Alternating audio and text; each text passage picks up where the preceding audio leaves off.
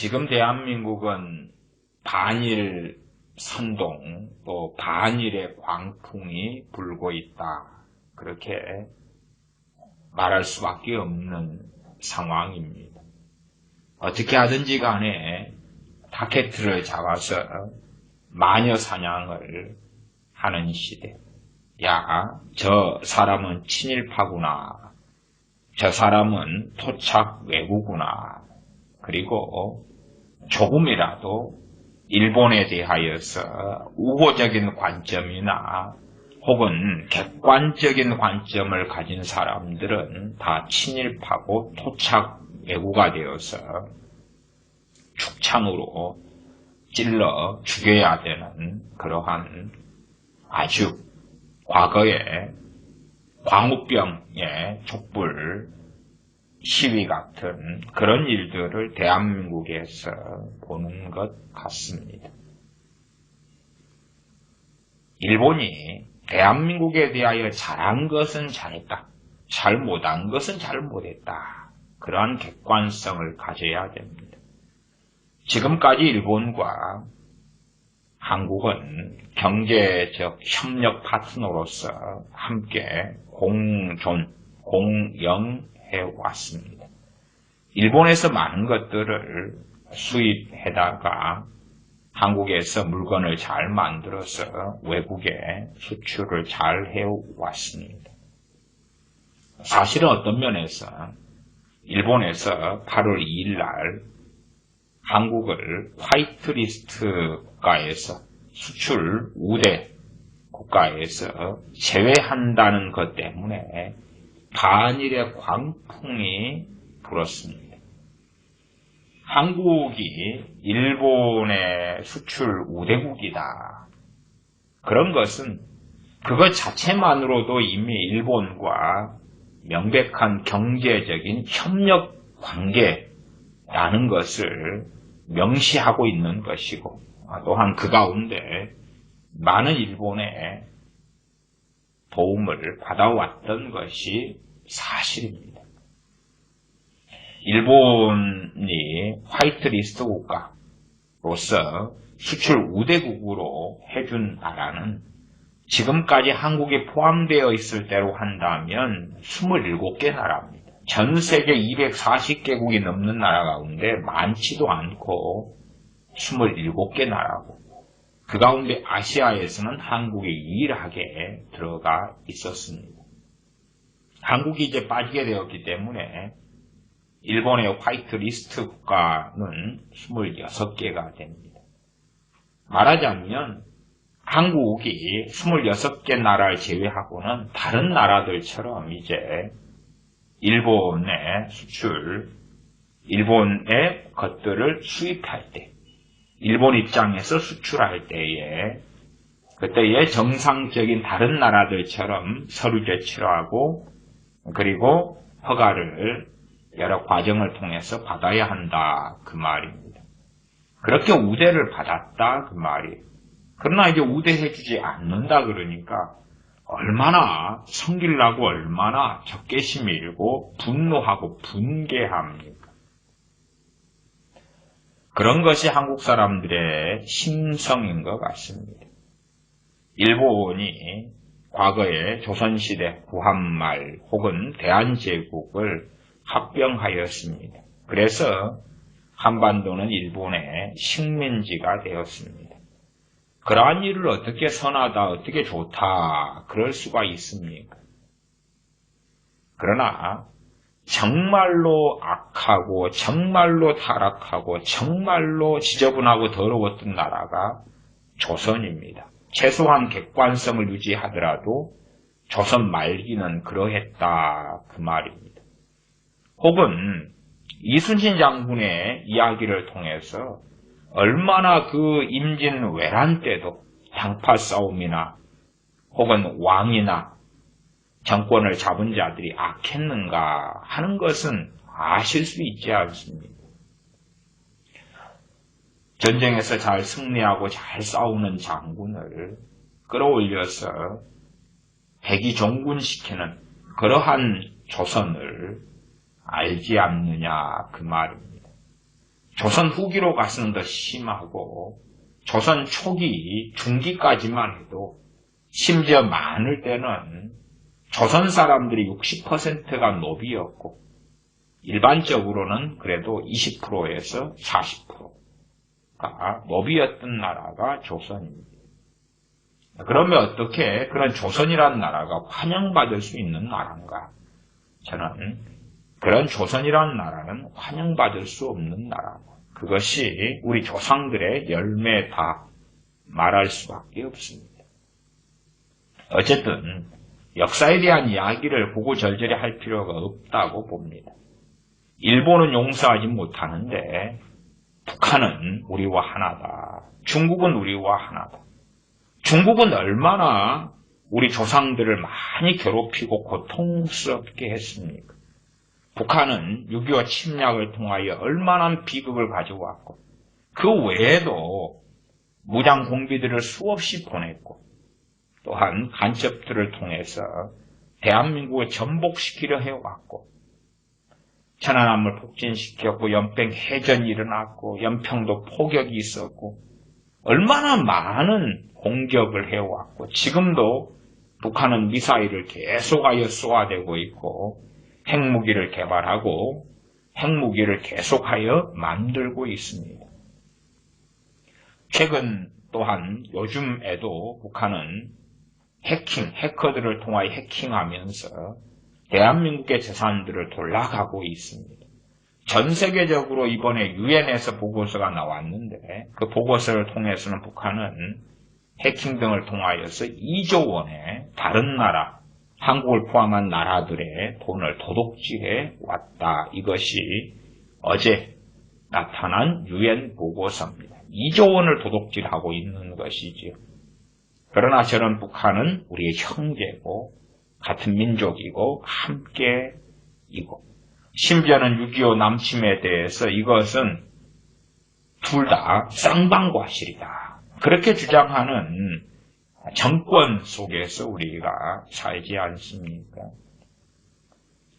대한민국의 무서운 것은 그렇습니다.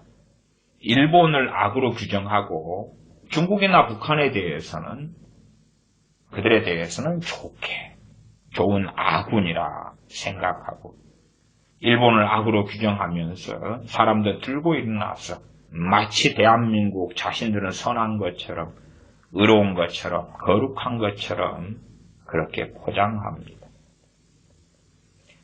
독립군들이 이 한반도의 중립을 위하여 많은 수고를 했다. 그 정도까지는 우리가 서로 동의해 줍시다. 그러나 이 한반도의 독립은 선물로 받은 것입니다. 특별히 기독교인들은 아셔야 됩니다. 대한민국의 독립, 한반도의 독립은 선물로 받은 것입니다. 독립군의 노력과 수고를 폄하하자는 것이 아닙니다. 독립운동의 결과로 한반도가 해방된 것이 아니다 그 말이에요. 그러한 이야기를 해도 어떻게 토착 왜구가 되고 어떻게 친일파가 되냐 그 말이에요. 기독교인들은 아셔야 됩니다. 한반도의 해방은 하나님께로부터 온 선물입니다.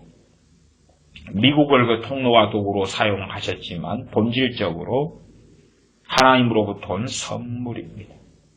첫 번째, 그렇기 때문에 대한민국 국민들이 교만하다면 우리가 잘나서 우리가 위대해서 혹은 우리가 잘 독립을 위하여 싸워왔기 때문에 독립을 얻었다. 8.15 해방되었다라고 교만하다면 어떻게 하나님 앞에 설 수 있겠는가? 한 걸음 나아가서 하나님의 심판을 피할 수 있을까? 두 번째, 대한민국의 경제적인 성장, 대한민국에 있는 기적입니다. 기적. 대한민국 한강의 기적이라 일컬어지는 기적입니다. 이 기적은 대한민국 사람들이 똑똑하고 영리하고 잘나고 멋있고 그러기 때문에 일어난 것이 아닙니다.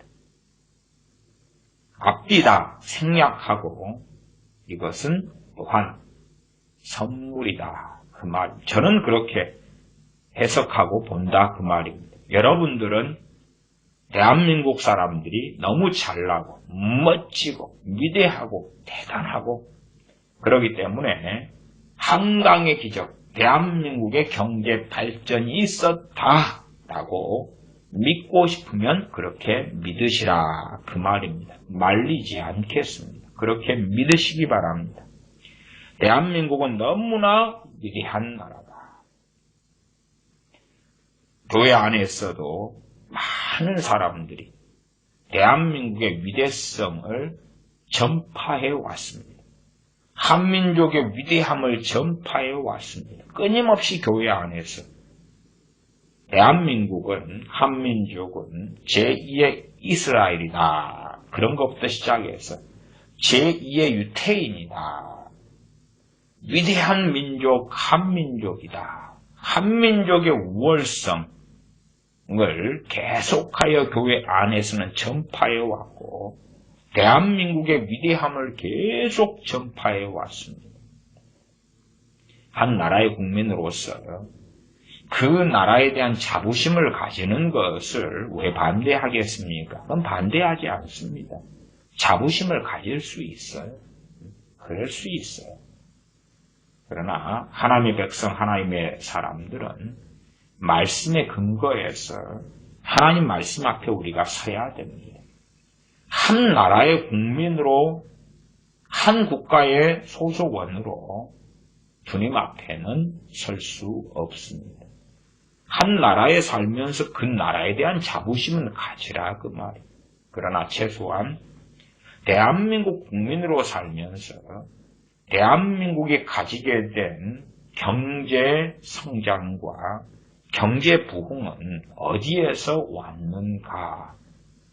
세상 사람은 뭐라고 말한다 할지라도 하나님의 자녀들은 하나님께로부터 오는 선물이다, 은혜다 하는 것을 잊지 말아야 합니다.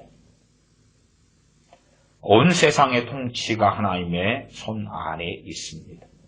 한 나라나 민족이든지 간에 흥망성쇠가 다 하나님의 손 안에 있습니다. 저는 믿습니다. 6.25 전쟁, 6.25 남침은 첫째, 북한, 김일성, 또한 북한과 소련, 그리고 중국의 악행이다. 당연한 이야기지. 그러나 이면에 하나님께서 하시는 한민족에 대한 심판이다. 또한 지금도 북한이 해방되지 않은 채 공산국가 속에서 살고 있는 것은 북한에 대한 심판이다. 중국이 지금까지도 공산국가로서 살고 있는 것은 중국에 대한 하나님의 진노와 심판이다. 그래서 표면적으로 보이는 것이 있고 이면의 것이 있다. 그 말입니다. 전 세계는 하나님께서 통치하고 계십니다. 그래서 대한민국에 현 정권이 들어섬도 하나님께서 하시는 심판이다. 그러면서도 국민의 선택이다 하는 것이죠. 아르헨티나가 이번에 임시투표인가요? 예비투표라 그러죠. 예비투표를 했는데 우파 대통령, 현 대통령과 좌파 포퓰리즘을 앞세운 사람의 예비 선거 투표에서 압도적으로 좌파가 이겼습니다. 앞으로 이제 10월 달에 본선거가 있든가 그러지요. 그러나 이 예비 선거 결과로서 아르헨티나의 주식이 34%인가가 떨어지고 사라졌나요? 실제로 달러화로 한다면은 달러로서 주식을 이야기한다면 48%인가 이런 식으로 나옵니다. 그래서 어마어마하게 해외 자금이 빠져나가고 경제의 불안감과 위기감이 주식이나 혹은 아르헨티나 환율 등으로서 드러났다. 그렇게 말할 수밖에 없는 거죠. 실상 그것도 아르헨티나 국민들에 대한 거시적인 관점으로 볼 때에 하나님의 심판이다. 그들이 원하는 사람을 대통령으로 세워라. 복지 포퓰리즘에 빠져서 자기들에게 쏟아 부어줄 사람을 대통령으로 삼아라. 그리고 너희들이 걸어갈 길을 걸어가라 하는 것이지요. 대한민국도 마찬가지입니다. 왜 무수히 많은 악인들이 중요한 요직들을 차지하는가? 때로 많은 사람이 그러한 일이 벌어지지 않도록 싸우고 투쟁하지만 왜 그러는가? 그것은 대한민국의 악에 대한 하나님의 심판의 과정입니다.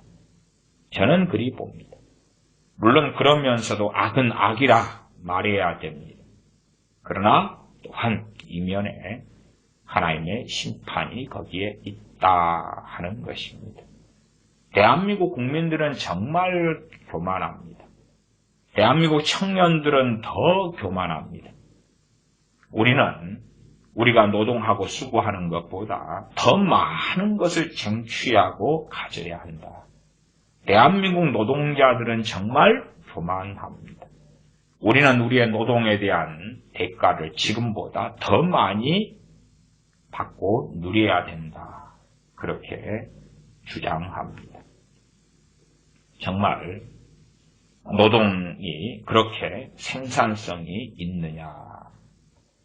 이번에 대한항공이 적자가 2분기 적자 규모가 거의 1,000억 가까운 규모가 나왔습니다. 전체 대한항공에서 소위 말하면은 비행기 티켓 같은 걸 팔아서 번 돈으로 한다면은 그거 양은 증가했어요. 그러나 환율 문제도 있다 그러지만 인건비의 상승으로서 적자 규모가 커졌죠. 커졌다기보다도 지난번에 흑자 규모가 보통은 한 3천억이 넘는데 그러다가 이제 몇백억 단위로 떨어지다가 적자로 거의 900 몇십억 적자로 돌아섰지요. 아마 대한항공 직원들도 많이 생각할 겁니다. 내가 수고하고 노력하는 것보다 내가 받는 급여가 돈이 적다. 현대자동차, 기아자동차, 조선소에 근무하는 사람들, 많은 노동자들이 나는 지금보다 돈을 더 많이 받아야 된다. 그리고 당연한 것이다. 아마 청년들은 자신의 영원한 직장과 노후가 보장되는 일자리를 원하지 않을까 싶습니다. 또한 그것은 당연한 것이다. 당연한 것. 자녀들은 부모가 우리를 낳았기 때문에 죽을 때까지 당연하게 우리를 뒷바라지해야 되고 책임져 줘야 된다 하는 것이죠. 그래서 은혜라는 것이 무엇인지를 알지 못하는 시대가 되었습니다. 은혜라는 것은 당연하게 기독교인들이 잘 알지요. 하나님의 은혜 잘 알지요. 왜 자녀는 부모를 공경해야 하느냐 하는 것이지요. 은혜 때문에 그러죠. 부모의 은혜 때문에 그렇지. 대한민국이란 나라에 사는 기독교인들과 국민들, 위대한 나라 대한민국, 영원한 나라 대한민국, 영광의 나라 대한민국, 위대한 민족 한민족, 거기에 빠져서 삽니다. 얼마나 멋지고 얼마나 아름답습니까? 그리고 영원한 나라 대한민국이 될 것이다. 더 놀랍고 더 아름다운 나라 대한민국이 될 것이다. 일본 사람들이 노벨상을 몇 명이 받았나요? 25명 되나? 한국은 노벨상 아무도 안 받았지요. 유대인들 노벨상 받은 것이야 원체 숫자가 많지 않습니까? 한국은 그렇게 위대한데 노벨상은 아무도 아직 안 받았네요. 평화 과거에 김대중 씨 받은 거, 햇볕정책. 햇볕정책 결과가 노벨상으로 나왔다? 아니, 사실은 핵무기가 나왔지. 북한은 핵 개발할 능력이 없다 그렇게 주장했지. 그래서 제가 노벨 평화상 같은 것 수혜칠 가치가 없고, 제가 말씀드린 노벨상은 정말 과학적 발전, 과학적 능력을 가진 노벨 화학상이나 노벨 물리상이나 이런 거 이야기하는 것입니다. 노벨상을 받은 적 없다 그러니까 노벨 평화상 있지 않느냐? 믿음이 아주 좋으십니다. 노벨 평화상의 결과가 북한의 핵무기로 나왔습니다. 아주 아름다운 평화가 지금도 이루어지고 있습니다. 대한민국 사람들이 가지는 교만. 그러면 이 한민족의 역사가 오래되었기 때문에 고조선까지 올라가니까, 그러면 그 역사 속에서는 왜 지금처럼 이렇게 잘 살지 못했나요? 지금처럼 이렇게 떵떵거리지 못했나요? 지금처럼 전 세계의 우뚝 선 12번째의 경제 강국이 되지 못했나요? 그리고 왜 겨우 몇십 년 동안에 불과한 경제적 부를 누리나요? 그렇게 잘났는데, 그렇게 멋진데, 대한민국은 선물로서 주어진 나라입니다. 선물로서. 저는 그리 생각하고 믿습니다. 그것이 이 한민족에게 주어진, 특별히 대한민국 사람들에게 주어진 마지막 선물일 수 있다고 믿습니다. 마지막 기회일 수 있다고 믿습니다. 그러나 대한민국 국민들이 더 깊은 교만 속에 들어가면 내가 잘났어, 우리가 잘났어, 우리가 위대해서, 기적이란 하나님으로부터 주어지는 긍휼과 자비입니다. 그러나 언제까지나 하나님의 긍휼과 자비가 계속되지는 않는다. 그 말을 기억해야 됩니다. 1000만 명이 넘는 기독교인들에게 이 강단에서는 끊임없이 전파해 왔던 것 중에 하나가, 당신들은 정말 위대한 사람들이다. 당신들은 소위 하나님의 눈에 넣어도 아프지 않은, 너무 사랑스러운, 너무 이쁘고 아름다운 그런 사람들이다. 그런 것이 전파되어 왔습니다. 교회 안에나 세상에나 죄인들아 회개하라가 아니라, 당신들은 의로운 사람들이요, 제가 대한민국 사람들에 대하여 죄인들아 라고 말하니까 뼈를 맞아서 아픈 모양이지요. 우리는 얼마나 의롭고 아름답고 고상한데, 너 목사가, 이 X 같은 목사가 한국 국민들이 악하다 그러느냐, 이 친일파, 매국노야, 토착애구야, 그러한 저주를 제가 그래도 한 200번 이상은 받은 것 같습니다만, 일본이 잘한 건 잘했고 못한 건 못했고, 이번에는 한국 정부에서 일본과 물밑 작업으로, 자 그러면 1965년 한일협정 그것을 인정하자, 다시 인정해 줄게. 그러니까 아베, 너가 진정성 있게 사과 좀 해봐. 사실은 국가 간의 진정성 있는 사과는 무엇일까요? 눈물을 흘리면 진정성 있는 사과가 되나요? 아니면 얼굴에 슬픈 기색을 띠면서 손이 발이 되게 싹싹 빌면 진정성 있는 사과인가요? 정말 객관성은 찾아보기도 어렵고, 그냥 말장난만, 선동만 가득한 것 같습니다. 일본이 잘한 건 잘했고 못한 건 못했고, 그럼 객관적인 자료에 근거해서 말할 수 없나요? 객관적인 자료. 객관적인 자료가 전혀 없다면 상상으로 뭔가를 채울 수 있을지 몰라도, 객관적인 자료는요, 우리가 생각하는 것보다 훨씬 많습니다. 특별히 일제시대에 대한 건 그래요. 그러한 역사 이야기는 굳이 하려고 하지 않겠습니다. 대한민국의 독립은 하나님의 선물이었다. 독립운동의 결과가 아니었다. 만세운동한 결과가 아니었다. 하나님의 선물이었다. 잘나서 노력해서 수고해서 그게 아니다. 그렇게 말하니까 토착예구인가요? 일제시대는 일본의 식민지였다. 식민지. 그러면 토착예구인가요? 식민지가 아니었고 독립국가였나요? 참 이상한 나라가 되었습니다. 지금도 일본의 경제협력에서 일본이 손을 떼려고 하니까 그러면 안 된다라고 겁박하고 싸우는 것이 일본에 대한 불매운동 아닙니까? 일본에 여행도 가지 말자. 일본 제품은 사지도 말자. 불매운동하고 싸우는 거 아니에요. 우리한테 물건 좀 잘 팔아줘. 팔아주는 게 뭐지요? 화이트리스트로 다시 지정해. 우리를 우대해서 너희들 물건을 우리한테 팔아줘. 너희들 물건은 너무 다른 데는 대체하기 어려운 게 너무 많아. 다른 나라에서 쉽게 못 구해. 너희들이 팔아줘야 돼. 그런데 우리 VIP로 대접해줘. 그게 화이트리스트예요. 그거 일본이 더 이상 안 해주겠다.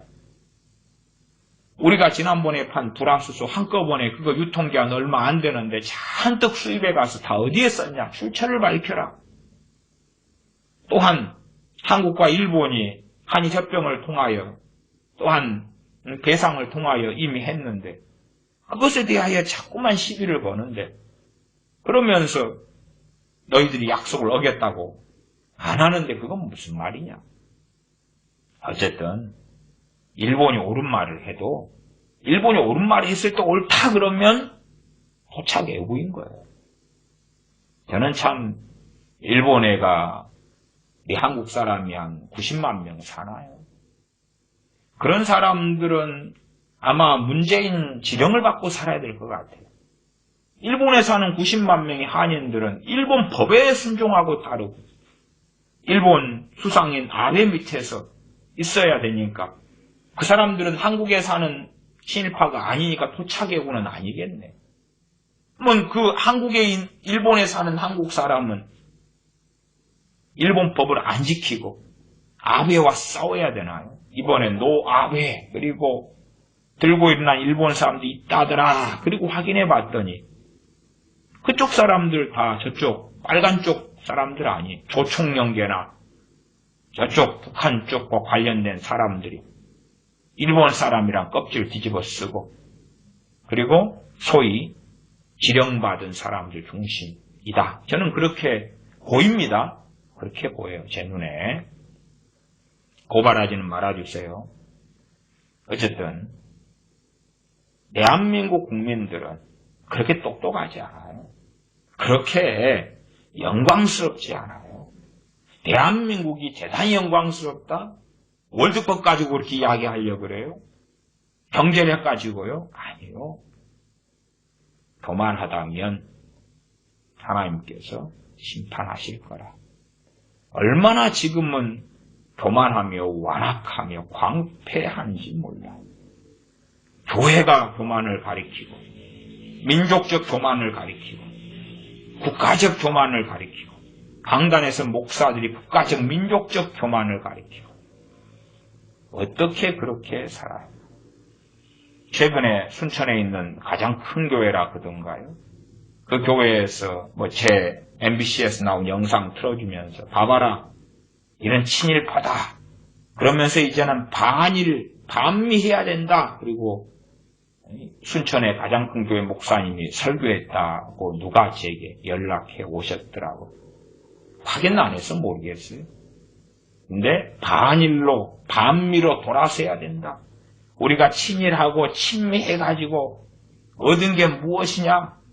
그러면 그런 큰 교회 목사님은 박수를 받겠네. 더군다나 순천이면 전라도인데 거기에서 박수를 받겠네. 저도 순천에서 오래 살아서 교회들은 대부분 다 아는데 목사님들도 꽤 아는데 제가 그냥 들다보기 싫어서 어느 순천에서 제일 큰 교회 목사님이 그랬나 그리고 확인은 안 했습니다만은 전라도에서는 얼마나 환영받고 칭찬받겠습니까? 자, 반일을 해야 된다. 플러스 반미해야 된다고 칭찬받는 아름다운 교회 목사님이 나셨습니다. 반일하든 반미하든 친일하든 친미하든 알아서 하세요. 알아서요. 그러나 대한민국 교회가 하나님께서 은혜로 주신 것, 선물로 주신 것에 대하여 우리가 잘나서 똑똑해서 멋있어서 나아가 우리는 더 많은 걸 누려야 되는 사람이에요. 우리가 가진 돈, 재산, 물질 부족해. 더 많은 걸 받을 자격이 있는 사람들이야. 그렇게 주장하고 믿는다면 저는 믿습니다. 하나님께서 거두어 가실 것을. 우리는 더 해외여행 다닐 수 있는 자격이 있고 더 많은 돈을 가질 수 있고 더 많은 성공을 가질 수 있고 전 세계 어느 민족과 비교해도 떨어지지 않는 우월성을 가지고 있다. 국가적 우월성, 민족적 우월성. 국회 초대 개헌의회 때 기도로 시작해서 하나님께 바쳐진 나라 대한민국. 믿고 싶으면 그렇게 믿으시라 그 말이에요. 그렇게 따지면 이스라엘은 모세라는 민족적 지도자, 하나님의 사람, 이스라엘 백성을 하나님의 말씀으로 양육하고 이끌었기 때문에 그러한 과거의 일이 영원한 일이 되었나요? 과거의 그것이 영원한 이스라엘을 보장해 주나요? 개헌의회 때 기도로 시작하고 이승만 대통령 같은 이가 정말 기독교 국가로 한국을 만들고 싶었고 그러한 것을 얼마간 진척시켰으나 그러한 과거의 역사가 미래를 보장해 주나요? 정말로? 그렇지 않다는 것을 어리석은 사람 아니고서 왜 모르느냐 그 말이지. 그러나 사람들은 위대한 대한민국이 영원하라. 대한민국에 영광이 있을지어다. 위대한 한국교회, 전 세계 부흥을 일으키는 한국교회가 될 것이다. 아시아를 복음화시키는 아시아의 전진기지가 한국이 될 것이다.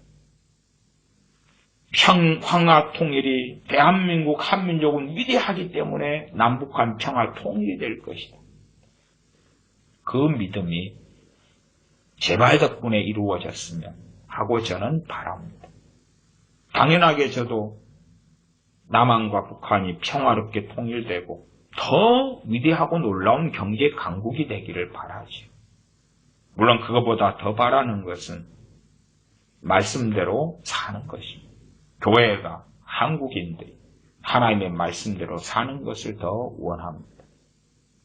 어쨌든 당연한 듯이 하나님께로부터 받은 선물과 은혜를 당연한 듯이 한다면 이스라엘에게 하나님께 주신 팔레스틴에서 죽일 자는 죽이고 추방시킬 자는 추방하고 포로로 끌려가서 70년을 보내었던 것처럼 70년을 보내고 돌아왔더니 국가가 아름답게 세워졌다? 아니요.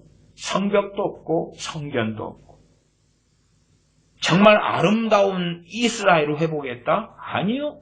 역사적으로 그렇지 않지. 하나님께서 은혜로 선물로 주신 것은 하나님께서 아무 때나 거두실 수 있는 것입니다.